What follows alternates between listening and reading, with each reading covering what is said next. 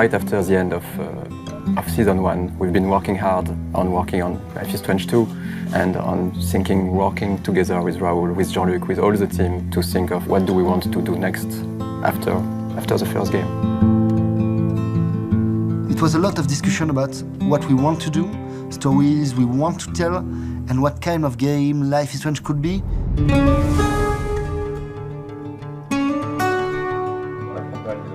Quite early, we admitted that we wanted to do something different, go with new story, new characters. In the first game, we told the story of Max and Chloe, of course, but it was a whole story. It was a finished story for us. We ask ourselves one question. If Life is Strange is becoming a series, what is its real DNA, you know? And the answer is Life is Strange series is about everyday, relatable characters facing universal issues laced with a twist of the strange.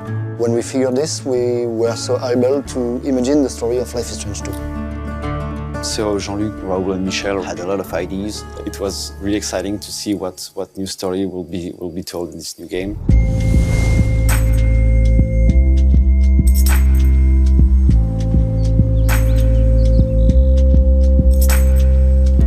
Hey, perfect timing.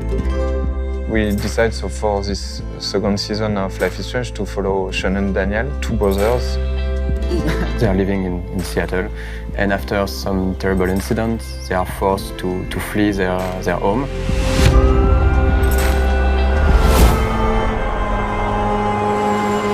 Daniel, come on! We gotta go! They will be on the road by themselves, and they will be trying to reach Mexico. And on top of that, there is some mystery, some supernatural elements that will happen during the journey, and the player will have to face. The streets became his friend. An important part of Season 2 is this travel aspect. They're fleeing, they're on a journey, and they need to advance and to move, and they cannot stay at one place. Escapes the face. This is something also we wanted to talk about, the fact that you are on your own in the wild, and you don't have any money anymore. Can't feel the ground. You become to be an outcast, you become to be somehow homeless, and how people will look at Sean and Daniel will be really different of how they will used to be when they were in Seattle. And what happens when they have to go on the road and experience these adventures and force them to confront the world that they were sheltered by a bit. And Sean, as the big brother, has to be the mentor, teacher, father figure on their road adventure.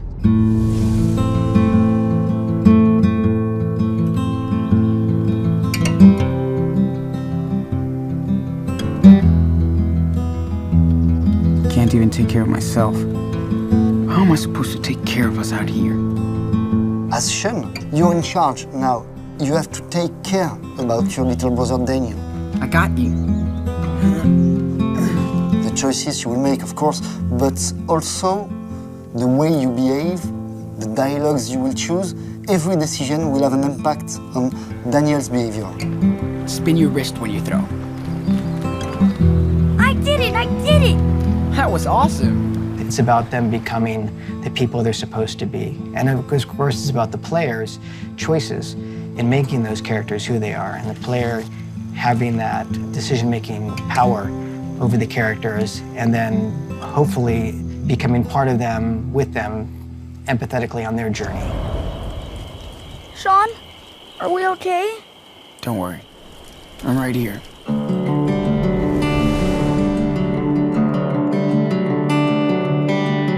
There is also the overall aspect of the game, the visual, the music, the presentation, where we are keeping what we loved for the first game and making that evolve with working on better visuals and evolving the technology, but still keeping every aspect of the artistic direction, for example, of the first game. We wanted to keep the same style. We want people to see Life is Strange 2 and feel the vibes of Life is Strange 1. So we want to improve the look of the game, like more detail, more assets in the game, more assets in the scene. Daydreams linger for time and time to let go. And now we have more experience, so we can focus on more interesting things. The first thing, of course, is to increase the animation's quality in the entire game. So it's coming from the body animation with more detail and also have a more higher quality for the facial animation. Come on, we can't stop here. But my feet really hurt. These shoes suck. And we've been walking for 4 days. This is a real adventure, right? So, come on, let's hit the trail. Seriously.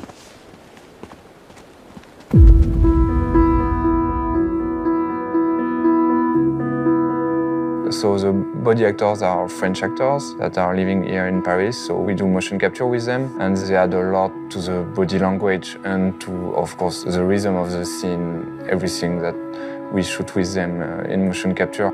Voice actors are extremely important for a game like Life is Strange, where there is a lot of dialogues, a lot of scenes with characters talking. So finding the good voice cast for Sean and Daniel was extremely important. We did a lot of castings, we did a lot of auditions, and we are really lucky, I think, to find the 2 boys for Sean and Daniel. Their name is Gonzalo Martin for Sean and Roman George for Daniel. Daniel, come on, man. Okay, I'll do it. I didn't know Roman before Life is Strange. We met here on the studio. A little kid came into the room while I was recording, and they say, we're gonna do dual mic now, so he's your little brother. Really cool kid, had a lot of fun working with him, and he really has Daniel inside of him. What do I say? Just be yourself. I mean, don't tell them that we're campers, though. Me and Gonzalo work in scenes together. I think both of us, help each other get our emotions out. I really enjoy working on Life is Strange 2. It's fun, amazing. It's really cool for voiceover. Personally, it's one of my favorite things I've ever done in my acting career. Ooh, this is way better than the one back in the woods. Yeah, it is, right?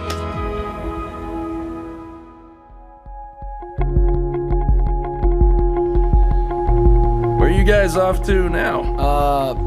South, I guess. Right on. See you later. For the first Life is Strange, music was really important. It was a mix between Jonathan Morali music for the score and licensed tracks. We wanted to continue this way, but with small changes also. We wanted something a little different from the original one, something more electronic with a bit more processed sound and more rhythm in the music. The music is evolving all along the game, which was something we didn't do on Life is Strange 1. It brings something to the player and also to the character of the game. Yeah, we can't wait for the player to experience Sean and Daniel's journey, and we hope they will enjoy Life is Strange 2. Tag your ass and run! You're it! No way!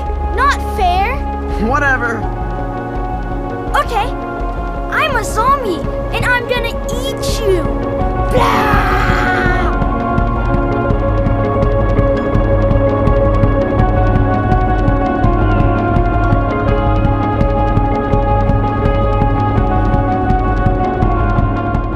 Hello there, Life is Strange YouTube. I'm back once again with our very special guests, Roman George and Gonzalo Martin, the voices of Daniel and Sean Diaz. So today we're gonna chat to you guys a little bit about Sean and Daniel, but also about you guys and get to know the people behind the voices of Life is Strange 2. We're the Wolf Brothers. Us teach this machine a lesson, right? Yes. Go get him, little brother. Let's start off with your favorite moment from the episode so far.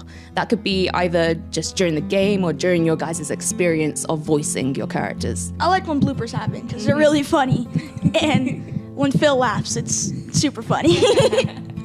Yeah, I like the bloopers. I think the bloopers are amazing and really funny. Who does more bloopers, you or Gonzalo? Oh, Phil would know that answer, but I think... Can we get a shout out, Phil? Who does more bloopers out of these guys? Both. Fair enough. Fair enough. I think probably, like, I mess up quite a lot. I mess up with the language and the tongue twisters, and I also am always 5 steps ahead of myself, so I just gotta slow down, bring up the volume, and what was the other one, Phil? Slow it down. Slow it down, yeah. Slow it down. Can we get you to say Puerto Lobos? In what? Okay. In the classic Sean Diaz way, because everyone loves it so much. Daniel, we gotta go to Puerto Lobos. Hey, I love it. I love it. It's so, so cool. Puerto Lobos, Mexico. When was the first time you actually saw your character? Was it in a trailer? Was it, in the VO booth? Was it concept art? Can you remember the first time you actually saw Daniel Diaz and Sean Diaz? In my first session, I went in, did my lines, and the second session I went back in and they showed me a little preview of what the scene looked like. Cool. And I think that was the first time I actually saw my character. Right, and okay. I was like, he looks a lot like me. Yeah, you guys actually do look very similar, both of your characters. Wow, you really got... I didn't get all that. I didn't know I was working on Life is Strange until a month before it came out. After I had done a lot of recording sessions, then they finally allowed me to see a little glimpse of, what are we doing? And they showed me a concept art of Sean, but just a picture. And I was like, oh, cool, it kind of looks like my headshot, just a little bit, different. And they're like, yeah, I mean, it's not based off of you, don't get any wrong ideas. It was weird the first time. I was like, oh, okay, so that's not me. And then later they showed me a little bit of the scene that we had recorded months prior. I always see comments from people saying, is Gonzalo cosplaying as Sean or is Sean cosplaying as Gonzalo? You guys look too similar. This is interesting. So this is more kind of based on your survival skills. Obviously you guys, your characters have to survive out in the wild. But if you were in the similar situation, would you be able to make a fire? Would you be able to look after yourself, battle the elements, sleep outside in a cave? Do you think you'd be able to do all that kind of stuff? This is a great question, actually. I love going outdoors, surfing, skating. I like camping. I like fishing. I like hunting. Everything.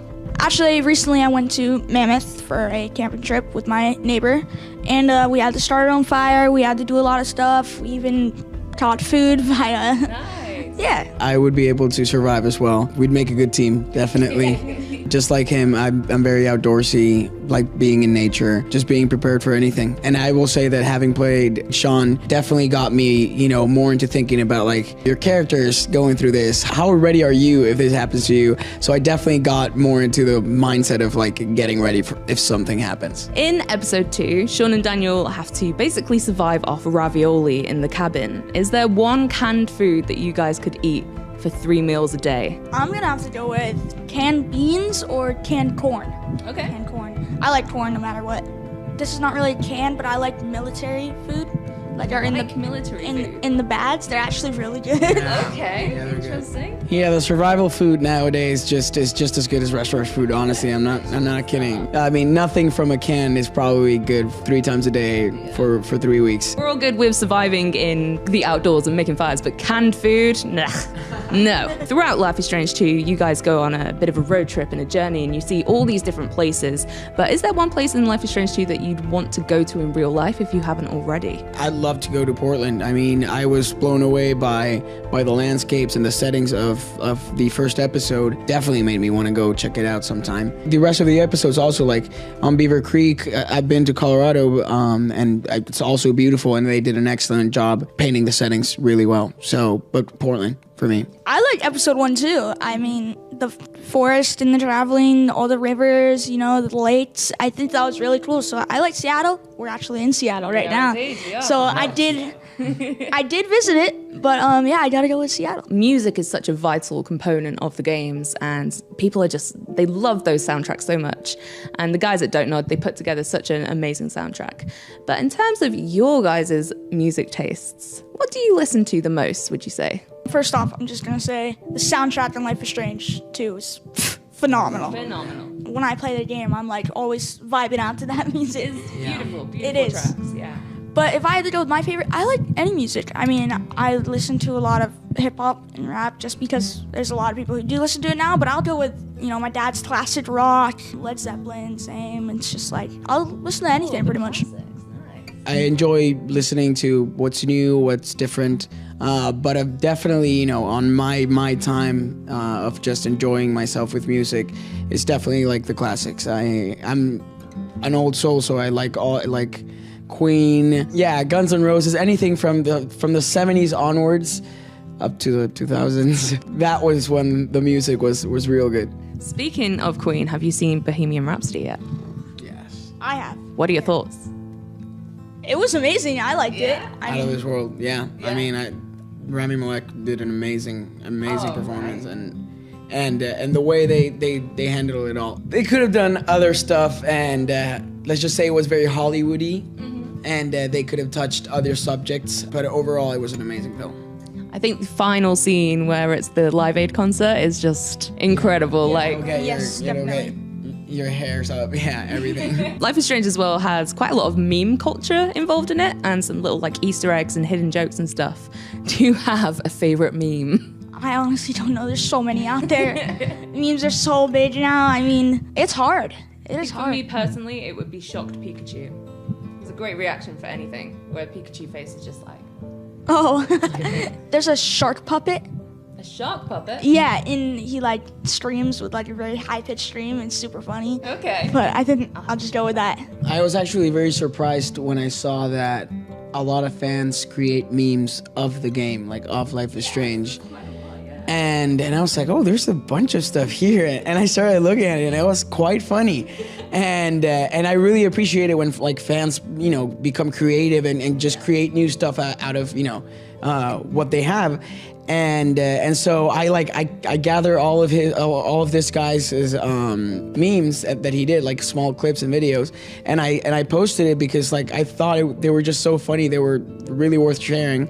I can't remember his handle, but yeah, I shared it on my Instagram, and there's like a compilation of all the ones he did. He did like a small little teaser trailer before episode 4 came out, but with like mixing a lot of pop culture references with like the Avengers and stuff, and with really great music, really well done. So I've got a question for you, Roman. Daniel has telekinesis, of course, but if you were to have a power in real life, and you could have, let's say you could have 3 powers. You're a massive superhero. What 3 powers would you have? Daniel's power. Okay. Cool. I suck at pronouncing the name of it. Telekinesis. Telekinesis. I think I said it right, but yeah. Daniel's power. I'd like to be invisible, and I'd like to fly. Okay, good selection. You'd be unstoppable. I love that. And now a question for you, Gonzalo. So your character, Sean, in episode 1, we find out that he was like a track star. He really loved running. Do you have any personal favorite sports yourself? At one point, I really liked rugby. I really liked soccer. But right now, I'm not really playing many sports. The one like physical activity or sport, you could call it a sport, that I like doing right now is CrossFit. And I also really appreciate like everybody like cheering for you even though they don't even know you, or you cheering for someone you don't even know when all they're trying to do is like a couple more reps. I don't know, I just find that very exciting and very compassionate of people just getting together to cheer on for the person to finish all the way. Thank you very much for sitting and chatting with me. It's been awesome getting to know you guys, not just your characters. And thank you guys for watching at home. And we will see you guys in another Life is Strange 2 video. Bye! Bye.